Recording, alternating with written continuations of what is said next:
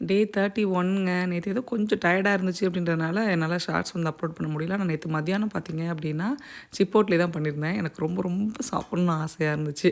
அதனால அப்படியே சரி ஓகே ஒரு நாள் வந்து நமக்கு புடிச்சத ஹெல்த்தியா சாப்பிட்டுக்கலாம்னு சொல்லிட்டு, அத வந்து செய்ய ஆரம்பிச்சுட்டேன். இது கொஞ்சம் வேலையான டிஷ் தான். ஏன்னா ஒண்ணு ஒண்ணா வந்து அரேஞ்ச் பண்ணி வைக்கணும். ஒண்ணு ஒண்ணா செஞ்சும் வைக்கணும். ஸோ அதனால நைட்டே வந்து பார்த்தீங்க அப்படின்னா, பீன்ஸ் ஊற வச்சுட்டேன். சிக்கன் வந்து கட் பண்ணி வச்சுட்டேன். ஸோ அதனால கொஞ்சம் ஈஸியா இருந்துச்சு.